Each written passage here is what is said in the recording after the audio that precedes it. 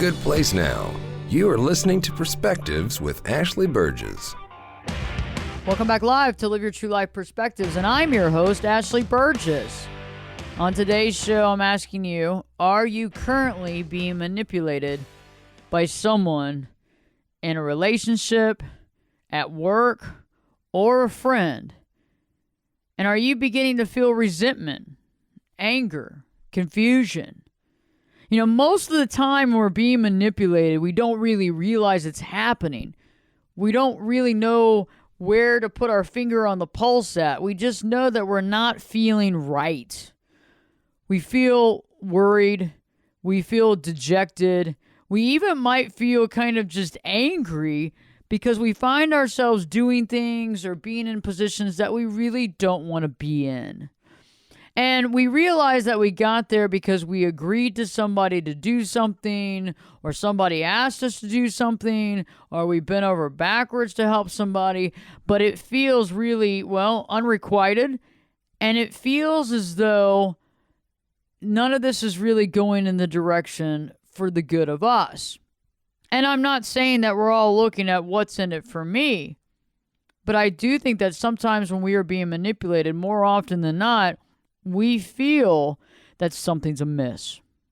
We feel that something's off because we don't feel good about the choices we're making. We don't feel good about what we're finding ourselves in. And we feel like we're under somebody's thumb.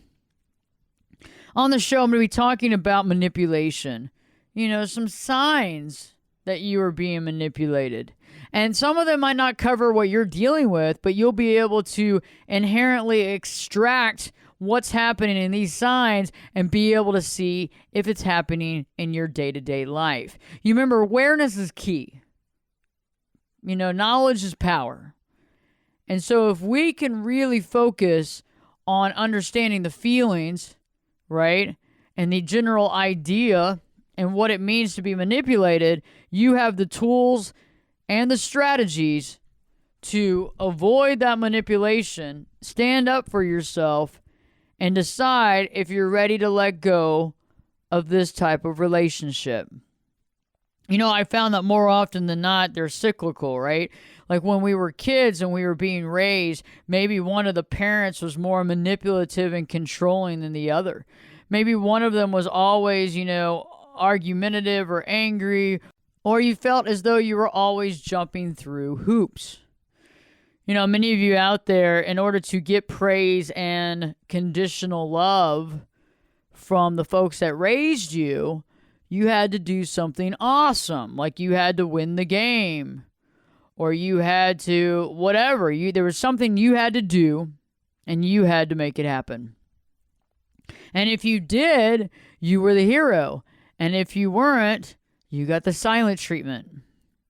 And it's interesting when I talk to clients, when I'm in therapy sessions, or even when we're working on coaching sessions and we're past the therapy, this manipulation still comes up. Because what happens is that we go through these different cycles as we're growing up, and we experience these different forms of manipulation, and we basically house those in the hard drive that's our mind.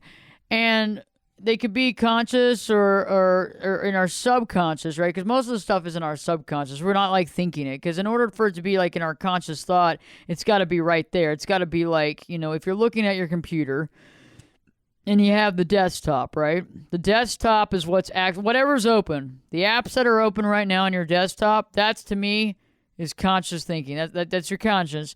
And the subconscious to me is what's on the hard drives, what's kind of deep down in the file folders.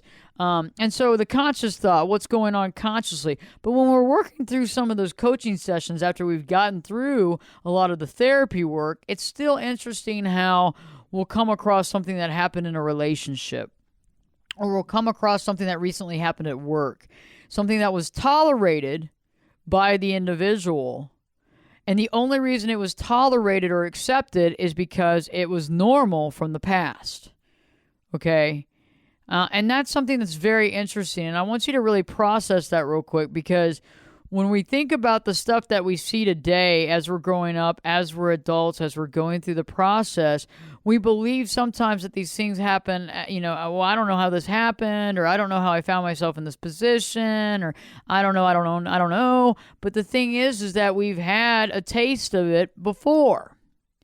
We've had a taste of it before, and the only reason we're in it now is because we had that taste of it before. Okay? And so when I'm talking about these cycles, I'm talking about things that probably happen in your childhood, in your young adulthood, in college, school, what have you. And then as you're, going into, being an adult, going through everything, getting married, that kind of sort of thing, and finding yourself in these same type of cycles. One of the biggest caveats about manipulation is control. To me, manipulation is highly effective when people are using it to try to gain control over somebody else. And so really what they're doing is they're using this manipulation to make the other person feel lesser than, using the manipulation to feel the other person as though that they're in debt to that person and that they need that person. You see what I'm saying? Because if you make somebody believe that without you, they're nothing, okay? If you can get somebody to believe that if you leave, this person equates to nothing, their value goes way down. If you can get somebody to believe that, that's usually used with manipulation, correct? The manipulation of the thought, the manipulation of that person and who they really are and what their value is, manipulating their mind to believe that they aren't worthy enough, that you're the catch of the day. You see what I'm saying? Making them believe that if they are to leave, this bad thing is going to happen. Okay? Or bad things could come about for them. And, a lot of times we hear about, you'll hear in the news, or you'll hear probably back in school, when somebody was dating someone and the person was wanting to break up with them, and the person knew they were going to break up with them. And instead of having that happen, the person says, well, you know what, if you break up with me, I'm going to do something bad, or I'm going to hurt you, or better yet, I'm going to hurt myself. And I think many of us listening to this show, including myself, has been in a situation where somebody has told me that they're going to kill themselves if I leave them. And it can be very scary because you feel really bad and you don't want them to hurt themselves. But in the same account, it can be very painful and you can have a lot of resentment because the relationship's not working, things aren't going the way they should, right? Things aren't going the way that they should be. And in that situation, you're giving in back into that relationship, right?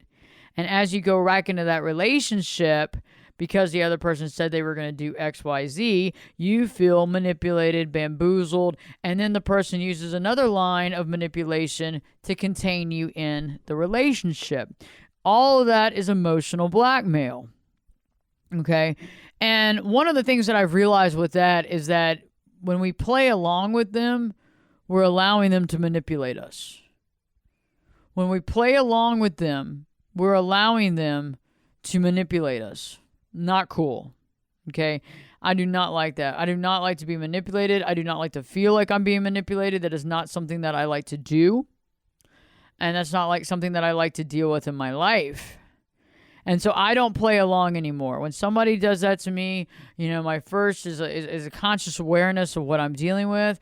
Secondly, I really think about the situation and really weigh it, pros and cons. And then third, if I feel as though this person really could hurt themselves in any way, shape, or form, I call the police and let them deal with that. Because one of the things that people don't do, well, occasionally some people do, but most people do not try to manipulate the police because they're not in an emotional, codependent relationship with the cops, right? So you're just like, hey, if you feel that way and if you say that again, I'm going to have to call the police. Now, I understand there's a little bit of, responsibility to making sure that they are okay, but you're not responsible for the person to stay in the relationship based on whatever blackmail that they're going to use. That's just encouraging this manipulative attitude, encouraging this codependent behavior. and it's actually allowing them to get away with using you in a way, and then them feel like they can continue to do that throughout time. When I return, we're going to talk about more about manipulation. Reggie Harvey is joining me in studio later tonight. I can't wait for that. And he's going to be talking about manipulation and his perspective on manipulation as well, which I find is going to be really cool, coming from his direction, his thought process, where he's been and where he is today. We'll be talking more about the signs of manipulation as well. And if you haven't already, please check out my YouTube channel. Go to YouTube.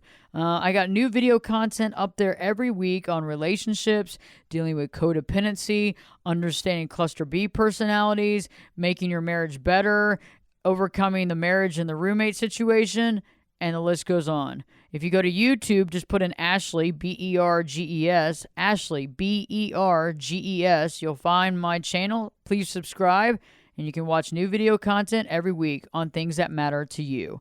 Stay tuned. Live your true life perspectives with your host, me, Ashley Burgess, will be back in. I'll be back this time in 2 shakes. I'm learning to fly. Turn it up and jump in the deep end on Perspectives. Now, here's Ashley. Welcome back live to Live Your True Life Perspectives, and I'm your host, Ashley Burgess. On today's show, I'm talking about manipulation. Are you being manipulated? Very interesting stuff. Manipulation is interesting because what happens is that often we don't even realize we're being manipulated. We're in a relationship. Maybe we're in a work relationship, a work partnership. Maybe it's a good friend that we've had for a very long time. Maybe it's a love affair that we're having. Maybe it's our spouse. And we're being manipulated. And we're going through this manipulation on a constant basis. And some of us don't even realize, but we do know that we don't feel happy. We feel controlled. We feel overwhelmed. We feel stressed out. We feel bamboozled. And the list goes on. You know, I find this interesting because awareness is key when it comes to manipulation. And so that's why I've been talking about some signs that you're being manipulated. Because remember, manipulation is used to control you. Okay? And oftentimes, well, the majority, 99.9% of the time when somebody's manipulating you, they're manipulating you because they can't control their own life, but they're going to try to control your life. And they see that if they have control over your life, that makes them feel more in control of their own, even though they're completely out of control. And many of us have dealt with that when we were being raised by our parents. Mother, dad, aunt, uncle, grandma, grandpa, whoever raised us. And it's interesting because it might not have been, could have been one parent, could have been an aunt or uncle, it could have been somebody that was very controlling. And you felt as though you were jumping through hoops to make this person happy. And so in order to make this person happy or to, quote, love you, end quote, you would jump through these hoops to make things happen because that was your deal. It was very conditional love. Okay, very interesting stuff here. Very interesting stuff here. And that's what I find very interesting when we're thinking about manipulation, is that manipulation is based on control. Okay, normally it's based on control. The individual is not aware that they're being manipulated. And the person's too scared to speak up because the other person has said, you know, if you leave me, I will do this. If you do this, I will ruin you. Whatever it is that's being done, the other person's too scared to say anything. You know, one of the other signs that I've seen in an example, particular example actually, is when you're being manipulated, is when somebody tells you or says, hey, if you really did love me, or if you were really my true friend, you would do this for me. Okay. And oftentimes they are huge things that they're asking you to do. It's not a short order. It's a lot. Okay. And it's interesting because I've been in those positions before. Okay. And the interesting part of this is that when you're in this position and somebody asks you to do something big, right? They ask you to do something big for them. Usually they actually manipulate you to ask you for something so big that very rarely is anybody ever going to agree to that. You know, like, hey, could you drop everything and do XYZ? Or, hey, can you buy me a car? You know, something like that. And so normally most people say no. They say no because they have that intelligence level that this isn't a good deal for them. This isn't going to help them. But what happens is that then the manipulator asks them to do something else that's just a little bit smaller. You see what I'm saying? And so they ask them to do something smaller, a little more bite size, and, the person goes for it, not really thinking of if this is good for me. And what I'm saying about being good for me is it's not like a self-serving thing. I'm just saying, hey, is this where you want to be at in life? Is this good for you? Is this the good direction in your life? Does this make you feel whole? Is this going to help you to really take this to the next level in your life? Is this a positive thing in your life? Or is this not a positive thing in your life? All these thoughts need to be considered when dealing with a certain specific situation, because manipulation is huge. It's huge. And often we don't even realize that it's happening to us. And so when we think about this type of control, realize that when somebody is manipulating you, they feel out of control. When somebody's manipulating you, this might be done by a narcissist or someone different. But when you're dealing with narcissism, a lot of times the person is telling you that you're not worthy, you're not good enough, you're lucky, to be with me, you're lucky to have me in your life. If it wasn't for me in your life, you'd be nobody, you'd be nothing. But in reality, when you're dealing with a true narcissist, deep down inside, this person feels vanquished. They feel empty, okay? And the narcissism, I think, is more learned than anything. I think it's more learned than anything when we go through certain situations in our family dynamic. We've talked about genetics when it comes to cluster B personality disorders, and I believe that has some relevance as well. And I also believe that it's a learned response to behavior. Folks become more narcissistic when there's absence of family, or family is narcissistic, and that's the way that they've seen it be. And so there's a cyclical pattern there. And manipulation is definitely a tool that is used to create question in one's mind, to have someone do things that they wouldn't normally do, and even allow someone to put them into a situation that's really not good for them.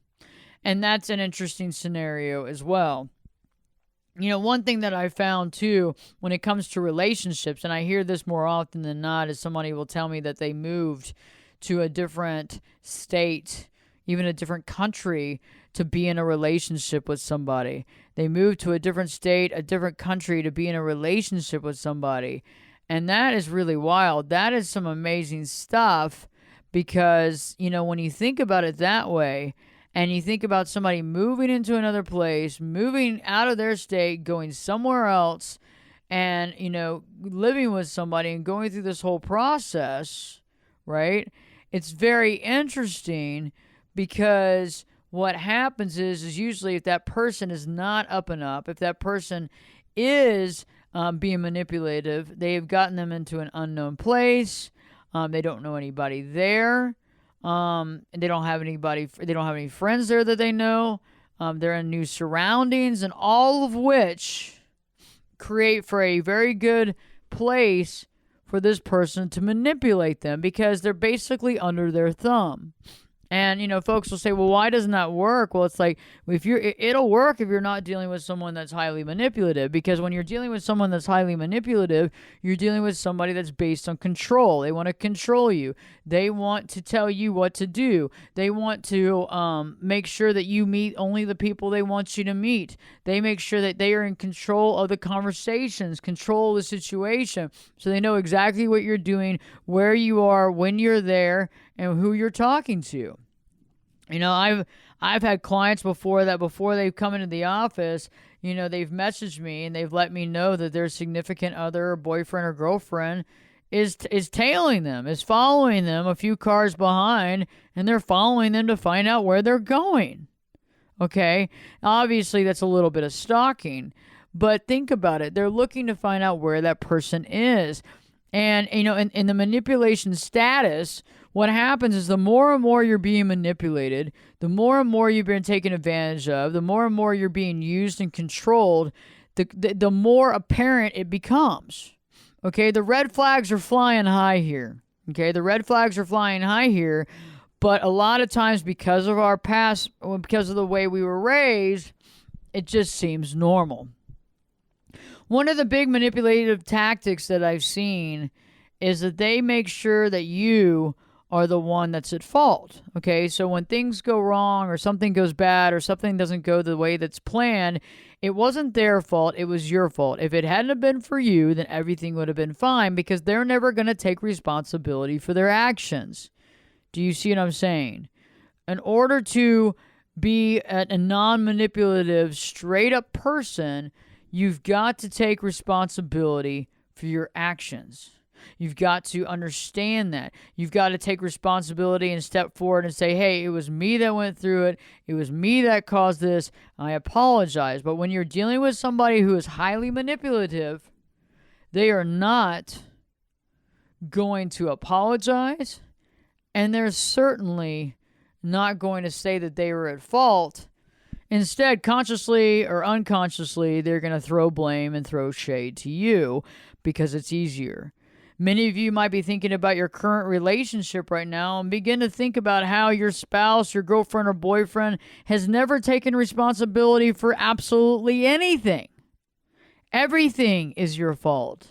Maybe your boss is constantly telling you that you're the problem. You're the reason why they didn't get the account. You're the reason why they didn't land this. And it has nothing to do with him or her. Very interesting stuff. When we begin to realize the manipulation quotient, we can begin to defend ourselves properly. Don't miss it. In just a few minutes, Reggie Harvey comes into the studio live to give his perspective on manipulation. And from where he's come and where he is today, that perspective is very interesting because it really gives us a new sense of reality when talking about this to understand manipulation even better. Stay tuned. Live Your True Life Perspectives with me, your host, Ashley Burgess, will be back this time. Well, you know it. I'll be back this time in 2 shakes.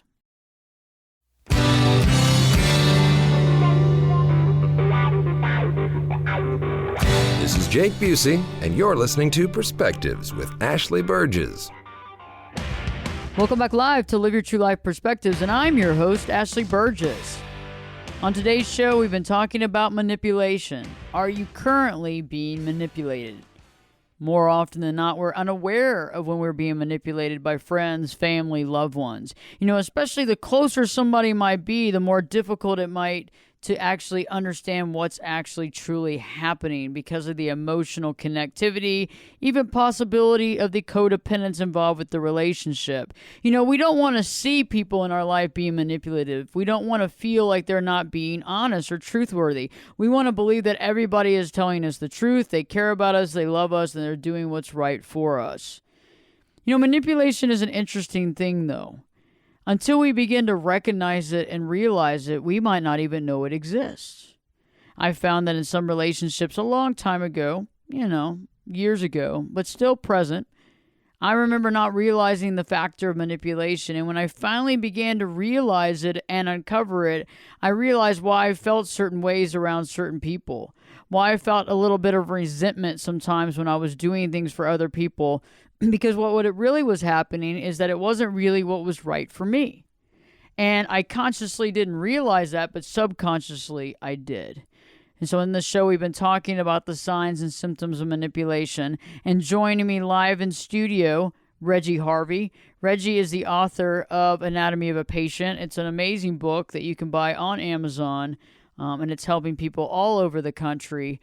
He's a survivor of a near-death diagnosis, and he's a great friend. And his perspective is truly unique, and I like the way that he looks at things. So I'm interested to see how he's going to have his take on dealing with manipulation, understanding it, but better yet, being able to understand ourselves to not get taken in by it and fall prey to it. Great to have you in studio, Reggie. How you doing? I'm doing great, thank you. I want to talk a little bit about this topic with respect to something that my dad used to tell me, to look out for human nature in people.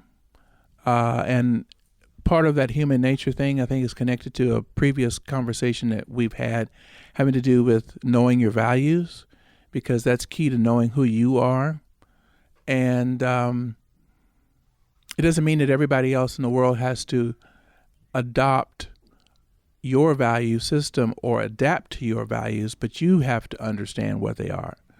And when you know who you are, it's easier to see when someone, especially someone who doesn't know you that well, but is trying to figure out what buttons to push to get you to do something they want you to do. Knowing who you are helps you to defend against that. And you don't have to be ugly about it. It's just like, no, I'm not going there, not doing that. That's not me. And you embrace your personal integrity at that point. So that's all wrapped up in the idea of knowing your true values. So I'm very grateful to you for having brought that up to our listeners before. In my past, when I was early in my career, I was known for being able to complete tasks that other people struggled with. And it was just because I was insatiably curious about how things worked and why they worked. And I was good at talking people into contributing their best talents to solve problems that had never been solved before. I just really got excited about that. And I had this one project, I was in my 30s, that was very successful. I was still working in Department of Defense contracting work. And we had a technical interchange review meeting, and one of the guys that was going to be chairing the meeting, I thought was in my corner and was happy with the work that I had done. Got in the meeting, and halfway through, he convinced everybody that I was a blithering idiot and I was way above my head, and to rescue me, he was going to take the project over, and everybody agreed. Within an hour of that meeting, which I was still very bewildered with what had transpired, I get a call from this guy, and he asks me if I can give him all of my contacts that I've leveraged to get this project going. And I told him, I said, well, you know, Bob, within the last hour, we just all agreed that I was an idiot, and I want you to be successful, and I really don't think that I would put you at risk by giving you any of the resources that I use, because obviously I'm an idiot, and those wouldn't help you at all. People quickly learned that you leave stuff alone that I owned, because if you decided to take it from me, you owned it. But that was the first time that I actually experienced someone coveting something that I had worked hard to do. It happened again some years later, probably 20 years later. I was at a national conference for a professional certification body, and talking with the president of that organization. And I had become aware that one of his key employees was planning a coup to take over his business. And I thought, out of courtesy, I would let him know to look out for this situation. Well, he did not receive the information very well. And I was also trying to negotiate a new contract with him. And the very guy that was planning the coup pulled me aside, cursed me out, told me that if I wanted the contract, I needed to apologize and give him cover with his boss, and da-da-da-da-da, and I refused to do that and left the meeting. Another few years later, he reached out to me on LinkedIn and wanted to connect, and I was shocked. And I responded and I said, given the names you called me and the things that you said to me the last time we were together, I'm appalled that you would even have the balls to contact me and ask me to connect with you on this professional forum. And to my shock, this gentleman just simply said, well, Reggie, I just don't really know what you're talking about. I don't remember that we had any conflict. By the way, that same guy did pull the coup and took half the personnel from the head of that professional certification agency. But that's all water under the dam. Anyway, that plays back into what my father had told me about human nature. People do things out of greed or out of envy or just coveting what you have, even if they never thought about it before you had it. It's just a part of who the greater public seems to be. I don't get it, but I acknowledge that it happens. So the way I was able to respond to those two attacks, if you will, is that I remembered who I was. I was able to protect my personal integrity. I was able to thwart efforts to manipulate me into either retracting something that I wholeheartedly believed in, or to recognize that people were trying to benefit and profit from my hard work, and then come back to me as if nothing had happened and ask for my assistance. And I decided early on I just couldn't do that. My personal integrity was more important to me than maintaining a faux friendship or political position. So I accepted the logical outcomes of that. It was always going to be a little bit more difficult for me because I was going to be bluntly honest with people. I just didn't want to play that game. And I'm not blaming people for doing it. I'm just saying it will happen. And it will happen with people that you've known for years. So you can't guard against it. And it has nothing to do, it's not a cause and effect thing. It's just all of a sudden out of the clear blue, somebody decides they're going to force you to do something for them or give them something that they don't deserve, or just take control of a situation that they're really not prepared to manage. And you have a choice to allow it to happen or not. So this is a mantra that I now live by, and it's part of the reason that I wrote Anatomy of a Patient, was to let people know that, especially in the face of tragedy, when you're off your game, you still have to hang on to who you are. And if you know who you are, you'll be able to come out on the other side. And it doesn't have to be a pretty journey. You just have to complete the journey. You can get my book on Amazon.com, or you can go to my website, reggieharvey.net, ReggieHarvey.net, and learn a little bit more about me, find out where you can purchase the book.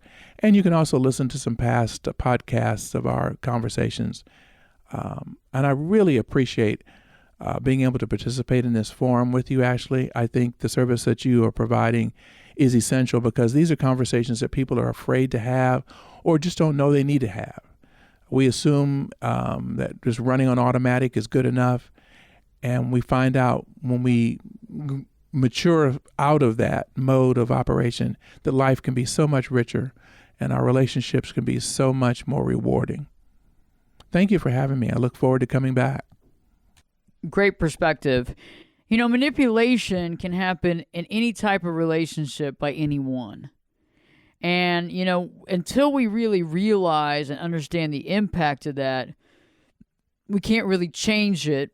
We can't be there as the guardian of our galaxy, the guardian to our life. We need to have that, though, to create reality, to create a good, truthful structure in our life. When I return, I'm going to be talking more about manipulations and things that you can do to end the manipulation cycle, begin to end it right now. Live Your True Life Perspectives will be back this time in 2 shakes. You could be my luck. Get in here. You're listening to Perspectives with Ashley Burgess. Welcome back live to Live Your True Life Perspectives, and I'm your host, Ashley Burgess. On today's show, we've been talking about manipulation, signs of manipulation, and I'm also going to be offering some solutions on what you can do to offset this and end the cycle. You know, most of the time when we deal with manipulation, we deal with it, we don't even suspect it, and it goes underneath the radar because we've dealt with it before and past, whether that was when we were being raised, that was through our childhood, whatever that looked like, we've dealt with it, and it was such a reality for us for so long, but we didn't realize that it was unhealthy. We just knew that it was part of our day-to-day life.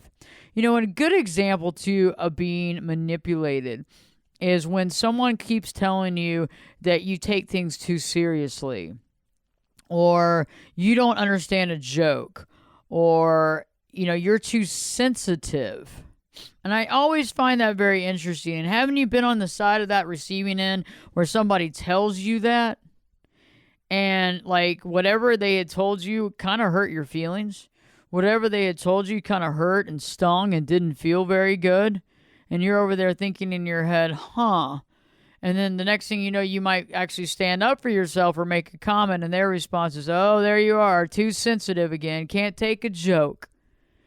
And I always find that's a way of controlling as well. So when somebody's manipulating you to feel bad, to have a lower self-esteem, to feel bad about yourself, and then you stand up for yourself, they knock you back down with that whack-a-mole, right? Remember that horrible game, the whack-a-mole at the Chuck E. Cheese or whatever when you were a kid? I mean, you felt bad. I mean, it was like, gosh, I know it's a fake thing, but really not cool. But you do feel like you're getting knocked down like the whack-a-mole again when you try to stand up for yourself, and then they beat you down saying, I was just kidding. You can't take a joke. You're so overly sensitive.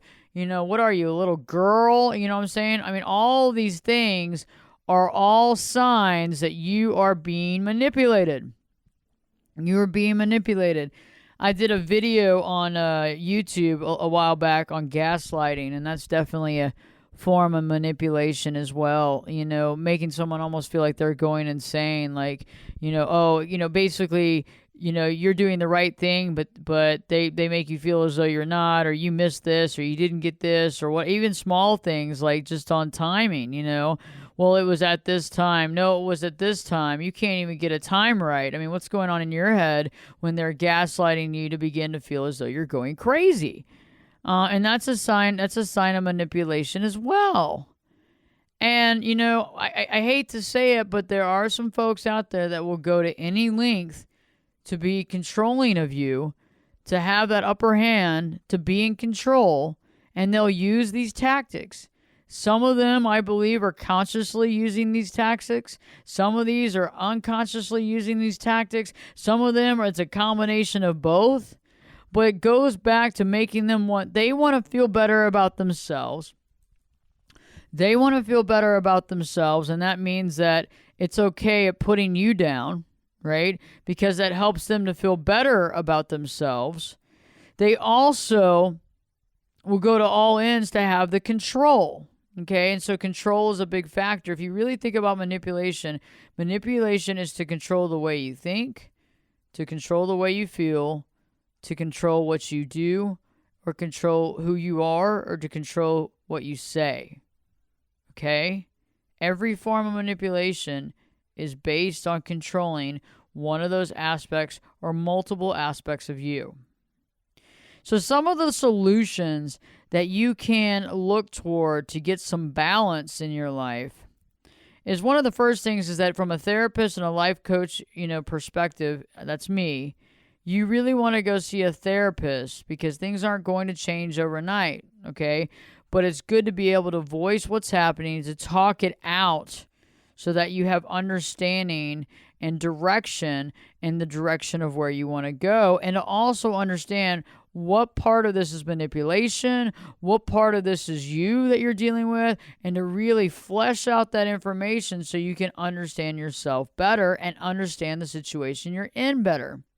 Another solution, and also, by the way, before I go into the second solution, I see clients all over the globe.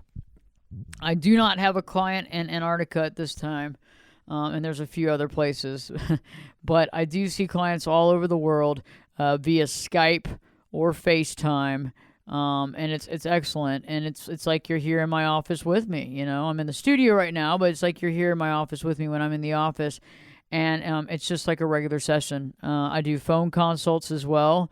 A lot of people would rather talk to me on the phone and not have to make as much eye contact. And then I also see clients in my office in my home base in Dallas. Another solution is realizing your value. Okay, realizing your value. Until we realize our value, we don't realize that we're being manipulated. Okay, because when we don't realize that we have value, it's easy to manipulate us. Because when we don't realize we have value, we're playing right into the hand of the manipulator. We're playing right into the hand of the manipulator on all costs. You see what I'm saying? Because they're telling us that we're not worthy. They're telling us that we need to get our act straight. They're telling us that we're overly emotional. They're telling us that we're, all these things. And so if we don't realize our own value and what we bring to the table, well, then we're not going to actually understand that we're going to be manipulated. And we're also not understanding what's really happening in that manipulation, i.e. it's taking away from our self-esteem, our self-worth, and it's rotting our life from the inside out. Also, I just did a video on manipulation on YouTube, signs of being manipulated. You might want to watch that as well. So if you go to YouTube, Google YouTube and put in Ashley Burgess, Ashley Burgess, Berges, and you can watch the latest video on manipulation, how to uncover what's happening in your life, the elephant in the room. I love elephants.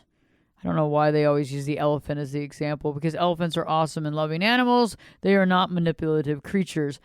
Last but not least is that, if it's a specific relationship you're dealing with in your life, you really need to begin to examine that relationship, and you need to use some techniques, and you need to work with a therapist to understand how to work through this and see if you can safeguard or salvage the relationship. And in some of these relationships, you might not be able to for your own worth and self-esteem, and you'll begin to see how glaringly obvious that is quickly before, you'll actually see it very quickly when you're working with somebody, and you'll understand the appropriate way and the appropriate action to take. Because when we have somebody that's manipulating us, taking advantage of us, claiming one thing or another, getting in the way of our value, that stuff is full-on manipulation and should not be tolerated, because that will interrupt your self-esteem and your purpose and your calling in life, and you have a reason to be here. And if you're being manipulated more time than not, that's getting in the way of you creating the foundation for that purpose and giving back to the world the gifts that you have. I hope this show has helped you. Please share with your family and friends, and live your true life perspectives with me, your host, Ashley Burgess, will be back this time in 3 shakes.